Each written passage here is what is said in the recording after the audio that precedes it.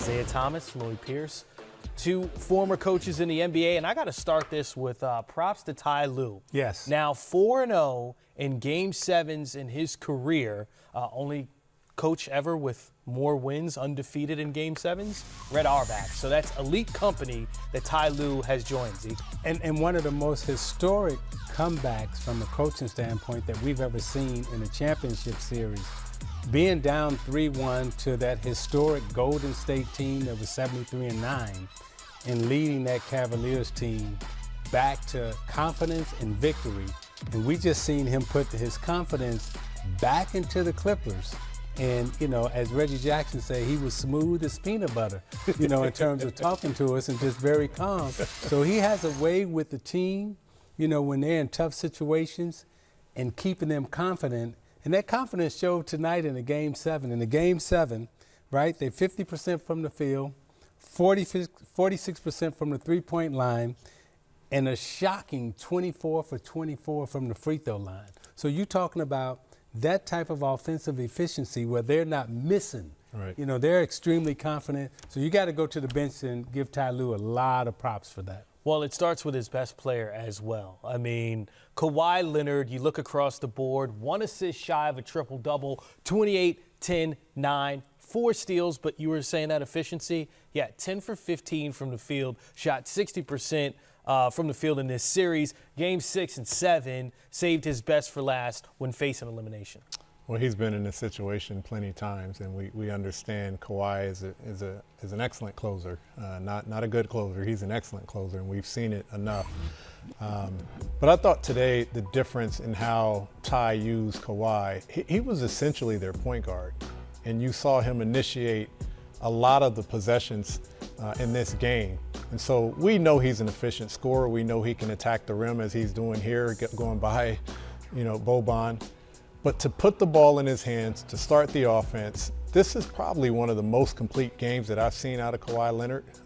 Scoring efficiency, crashing the boards here for an offensive rebound, second chance opportunities. But the 9 assists, you don't see that often in the Kawhi Leonard stat sheet. And I think that's where we saw tremendous production from guys like Morris, guys like Luke Kennard and Reggie Jackson. Their games was elevated because of what Kawhi Leonard did and the attention that he brings on the offensive end. And on the other side of the ball, I mean, we got to look at Luka Doncic and what he did despite the loss being what it was. And it was a close game through 3 quarters. But Luka, 46, 14 assists, 7 rebounds. Those 46, 1 point shy of the NBA's record in Game 7s held by Dominique Wilkins and Sam Jones. That's just incredible.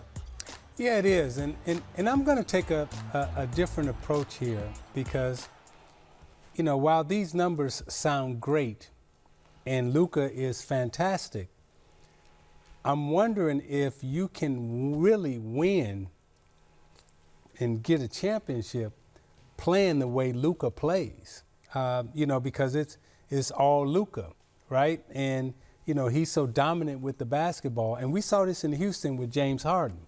Right? James Harden was so dominant with the basketball, numbers great, MVP and everything else, but can you win a championship this way and can your team advance? And, you know, while the numbers look good for Luka, can you actually win playing this way when everything is just centered around Luka, Luka, Luka, Luka, Luka?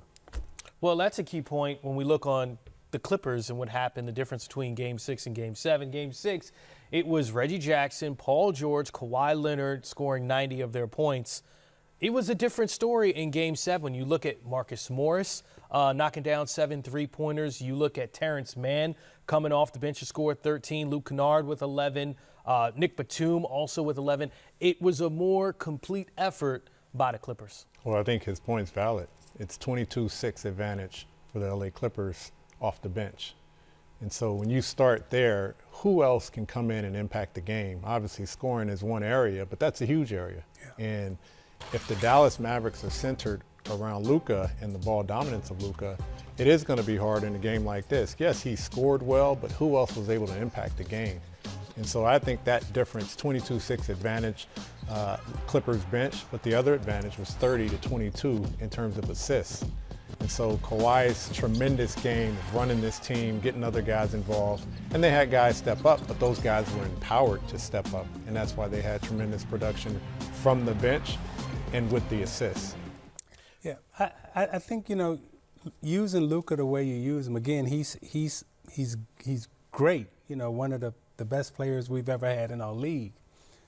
But you got to get him off the ball sometimes, and you got to give others a chance other than just catch and shoot. You know, you got to be able to.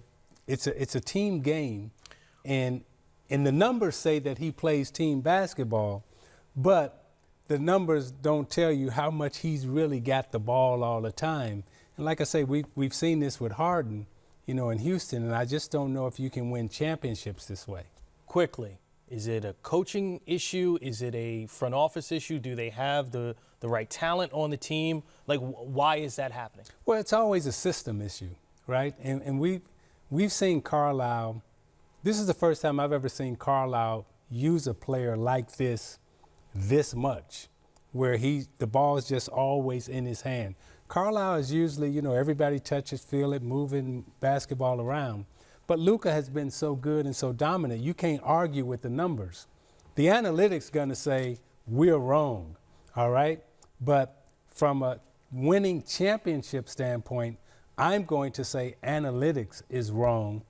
You have to find another way to play and win championships if Luka's going to be your dominant player on the team. Yeah, I think at this stage of the season, especially as you advance further in the playoffs, the greatest challenge is how do you find easy baskets? Everyone's going to know what you run. You're going to try and attack matchups as often as you can, and you're going to put the ball in your best player's hands. How do you find easy baskets? And sometimes getting the ball out of a guy like Luka's hands, getting a ball out of a guy like Kawhi's hands, and letting some other guys feel empowered but create some easy baskets because they're not getting double teamed. They're not getting the defense shifting over to them. They're able to play a little freer. And so, you know, the system, yeah, you got to put the ball in Luka's hands. He's a dominant player. He's a top performer in this league. And so you are going to be better the more he has the basketball. But you also have to find that balance of how do you empower other guys and how do you find easy baskets to avoid the blitzes and the double teams and the crowd that Luka's going to face.